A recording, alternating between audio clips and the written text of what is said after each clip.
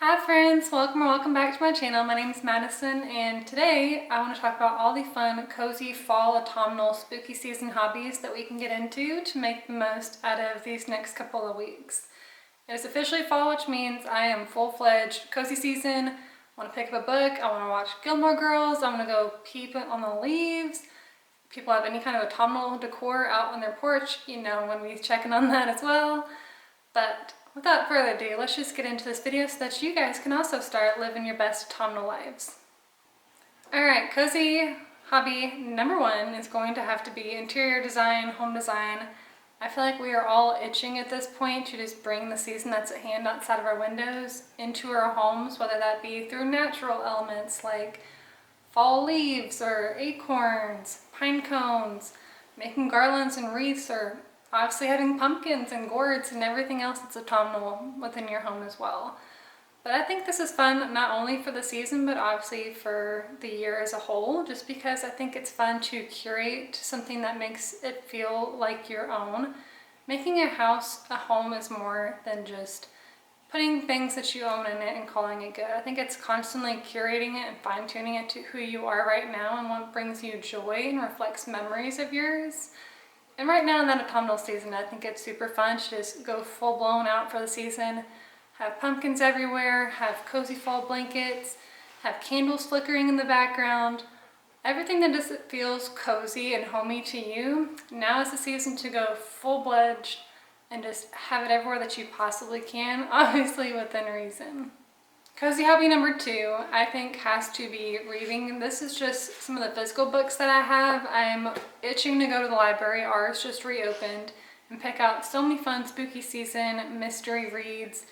And or if you're needing some inspiration, I think that the Rory Gilmore reading list is honestly a great place to start. It's a good mix of some mystery, a lot of classics, and I think it hits just a lot of areas that if you're looking for something, I'm sure there's something off that list to read off of. Not to mention, don't we all love ourselves a good Gilmore Girl? So imagine reading a book from Rory Gilmore's reading list while you have Gilmore Girls playing on the background of your TV. It is such a vibe. Another hobby we obviously have to talk about is any kind of scent making, whether that be candles or diffusers or a simmer pot.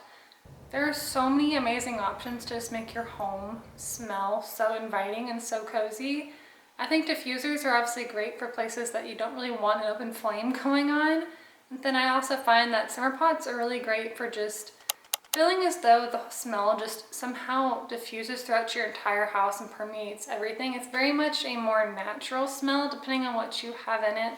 I know some people will put essential oils in the simmer pots as well, just for a stronger smell. But usually simmer pots are more of like a light and airy smell that just seems to just be there at all times, and it's just a nice warm hug of a smell. And then we obviously all love candles around here. I am a huge candle gal. I have so many candles, it's ridiculous. But right now, pretty much all I have is a bunch of leftover pillar candles from our wedding a few years ago. So what I am now currently doing is melting some of those down and then infusing them with essential oils and candle oils to make my own homemade candles. But obviously if you don't have a bunch of pillar candles laying around, there are a bunch of like candle making kits that you can buy. You can get those at like Hobby Lobby, Michael's, Amazon, whatever's convenient for you. But I think those are a great and easy way to get started without too much of a hassle or having to research anything at all. And there is truly nothing better, in my opinion, than cozying up in like a nice warm bath with a candle flickering right next to you, and or having a nice candlelit dinner with your partner or by yourself.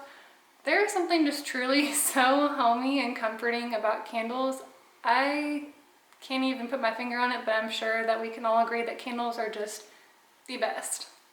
Okay, this next hobby may not seem like much of a hobby per se. It's kind of a hobby exercise mixed in together, but that is just simply walking. Whether that be going for a walk in your neighborhood, peeping on all the fall leaves, checking out people's seasonal decor, whether they're decorating for autumn or spooky season already, or even finding a nature trail near you or a park just to go wander around and explore. There is something just so comforting about slowing down and just taking a break from the stresses of everyday life that allows you just to simply be and relax in that moment. But also I do think it's so fun that when you do go for a walk and you're not going at a fast pace like a run per se, you're gonna notice things that you wouldn't normally notice. You'll notice the color of each leaf that you pass on the ground, or the kids playing in the park or in your neighborhood. Or you'll even just notice the acorns here and there, or butterflies that are still floating around. So many cozy, simplistic things that you may have otherwise missed by just simply going on a walk. And the best part is, it truly doesn't cost you anything at all. I'm sure we can all find a nice place to go for a walk around us. So cozy hobby number 5 is going to be antiquing. And I do think that this one kind of goes along with number 1 being home decor and home design, of course. But there's truly something just so autumnal, in my opinion, about getting a cozy sweater on, going picking up your favorite tea or coffee at a local coffee shop, and then meandering on over to the local antique stores just to go wandering around. You don't even have to buy anything. Truly, I think it's just such a fun hobby, in my opinion. I also think it's really fun if you do check out the books at your antique store. They all seem to have a story of their own. Some of them have notes within the pages or have someone's name written on the back cover. I found some that have their own personal library stamps, like embossed into the front pages.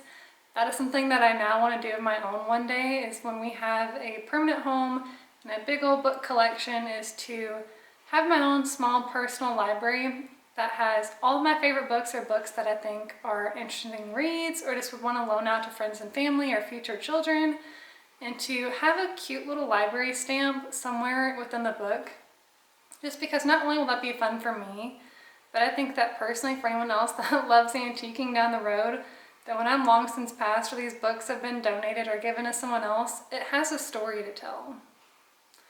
But obviously I took that down a long path, so the biggest thing is just to go enjoy your local antique stores. I'm sure you'll find a lot of unique things, and truly there's something so fun when someone asks you where you got something and you can be like, oh, I found it antiquing, or I found it at a thrift store, and or if you're more modern day technological, then I found it on Facebook Marketplace or something of the like. But it's just so fun to know or think that you have something that's more of like a one of one, and or pretty much most things are going to be of one of one if they have a story to tell and they are older, because they might have a little nick in it or some character here and there that just makes it special. Let's talk about leaf pressing, because I think that's something that we all probably grew up doing, especially back in like elementary school or with your parents when you were a child, or even if you have children of your own. This is such a fun, simple hobby, just to go and collect beautiful leaves that have fallen from your neighborhood or around your home or wherever it is that you live, and bring them back home and either press them within the pages of a book so that they stay perfectly flat and they don't really get airflow, so that you preserve the color and everything else. Or something that I remember doing back when I was a child myself was we would go and pick up the leaves, and back in art class what we would do is we would put them face down so that the veins of the leaves were upwards, and you would sketch over it so that you got the outline and some of the veining in the leaves. Then you would color it in from there. I just think that is such a fun, simple hobby, and if you're more of a leaf pressing person, trust me, I love that myself, then you can make it into some lovely fall decor for your home and use that in all of your interior designing. Cozy hobby number 7 is kind of a group of hobbies. It's any kind of hand textiles, whether that be knitting, hand knitting, embroidery, cross stitch, anything like that I think is so fun. I'm not truly the best at any of these. I've only tried my hand at knitting several times as a child, and let's just say it's not something to give someone as a gift. But I think that if you're trying to get started somewhere simple and easy, there are plenty of embroidery kits that I find very fun and very cozy, just to curl up with a blanket with a nice cozy show on and just try your best to embroider something, whether that just be for you or maybe as a gift for friends and family, because I'm sure they would love to have something that you personally made yourself. But if you want something super duper simple, I think that the best thing to start with is hand knitting. More so hand knitting a blanket. This was something I did last year, and it was so much fun. I think it took me about 4 or 5 hours to make one that was the size of probably 2 standard throws put together. Basically a size that would cover like the entire length of a king size bed, but then also still be an appropriate size to just curl up with as well. But that one was so much fun, and it was truly so easy to do. There are plenty of YouTube tutorials out there. I'll try to link the ones that I use down below for you. That way if you want to try it out yourself, you'll have some guidance down below. I'm definitely not the person to teach you how to do that right now, but I will tell you that it is so much fun. Number 8 is any kind of wreath making or flower arranging. I think this kind of goes hand in hand with possibly leaf pressing, as you're probably out wandering around collecting items for that as well. Go ahead and collect some beautiful leaves to turn into a garland, or some pine cones or acorns that you could use scattered about your house. But I think pine cones make an excellent wreath. I've used them several times, both for autumn wreaths and winter wreaths as well. I think they're very multifunctional, and I think it's just a fun natural element. But if that's not really your speed and not really your taste, feel free to go to your local craft store, whether that be like Hobby Lobby or Michael's, Joann's, or even a local one if you have one, and just pick out some beautiful even dried florals or even fake florals. That way you have them year after year to keep on using over and over again. And the best part is if you just buy just a simple like grapevine leaf, grapevine wreath, then you can just keep interchanging it throughout all the seasons, and each year you can have fun remaking a new wreath as well. And if wreaths aren't really much of your thing, feel free to do any kind of flower arranging, whether fresh, dried, fake, in any kind of vessel that you love. So we had this bunch. They were so much taller last year in a standing vase that we had in our old home, but truly we didn't have a spot for that in this house. So what I decided to do was just cut it all down and use it as a centerpiece on our kitchen dining room table. And these are things that can be easily reused into a wreath if you so chose, but really just use them season after season and change them into new things. That's the fun of home design, and just try and translate the season into your house. But I also wanted to show you guys more of a live arrangement. This one's more on the whimsical side. That's kind of my personal favorite, but these are just some beautiful some kind of daisies. I don't remember exactly which ones they were, and some baby's breath. And I think they are absolutely stunning. It smells divine. And this is also a great way to bring in some fall notes into your house as well, without necessarily using a candle or diffusers or anything like that. My cat is currently trying to eat said arrangement, which is why we have to be very particular about where we keep them. But I think that anything that's just kind of a handcraft, or anything that you can make with your hands, it's really just a great way to bring something homemade and beautiful, in your opinion, into your home. Another fun, cozy hobby is simply just to take time to journal and reflect on this past year, reflect on your life, reflect on the thoughts that you have going on in your head, or maybe even look forward to what you want out of the coming year. And or if nothing else, just think about this season and how you want to enjoy it, and or just where you are in this current season of life. I also think it's fun to maybe try your hand at poetry as well. I've read a few of Morgan Harper Nichols' poems, and I think that she is an absolutely beautiful poet, but there's plenty of people online to kind of give you inspiration and just maybe spark that little bit of creativity that you may have let go to the wayside of your own. So try your hand at any kind of written art form, whether that be maybe a short novel or just journaling or poetry, something to take you out of your current headspace and just transport you into a nice, cozy, calm one that you can just write out onto the pages. And I couldn't end this video of cozy fall hobbies without talking about puzzles. This is the one that we picked up for this season. Ooh, if you can see it. I absolutely love it. You don't have to buy a puzzle though. To my knowledge, most libraries in your area probably contain some puzzles as well that you can check out. I can't promise that they're gonna have all the pieces, but I know that back in our old hometown, they used to have a bunch of puzzles, so you don't have to intentionally buy them yourself. And or if you know any friends or families that are puzzle lovers as well, feel free to just trade puzzles around too. That way you get a fun new puzzle to try. But seriously, if you guys are looking for like a nice, cozy puzzle, especially if that's like autumn or even spooky season, check Amazon. They have the cutest puzzles. Like, it almost makes me sick how many freaking adorable puzzles that they have. I have no business owning all of like the 20 different variations of these that I saw online, but you know what? I considered it for a split second.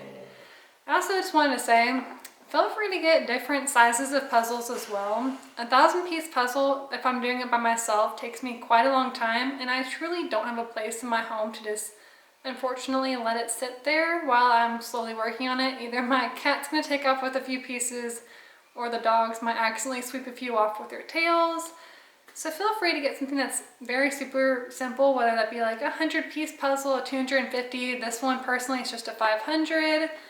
I think this one will probably take about 3 or 4 hours, but put on a cozy movie or something that you've been looking forward to, whether that be a movie or Gilmore Girls or your favorite TV season. I know only Murders in the Building has come back out, and I've really enjoyed having that on in the background as I'm either coloring or working on puzzles or whatever it may be. So just make the most out of the season. I hope that all of these cozy fall hobby ideas maybe sparked a little bit of curiosity in you, or made you think of something that you've long since forgotten or haven't done in a while. I'm probably one of those people that starts a hobby for a couple months at a time and then forgets it for even years at a time. But it's fun to just celebrate the season and find new ways to just embody it, slow down, enjoy yourself, and just overall have a cozy, happy, wholesome life. That's what I'm all about here, is helping you and me live the coziest, happiest life that we possibly can. And so I hope that these were helpful for you guys. Let me know of any other cozy hobbies that you guys love to do down in the comments below for this season. And I hope to see you guys again here soon. Bye guys.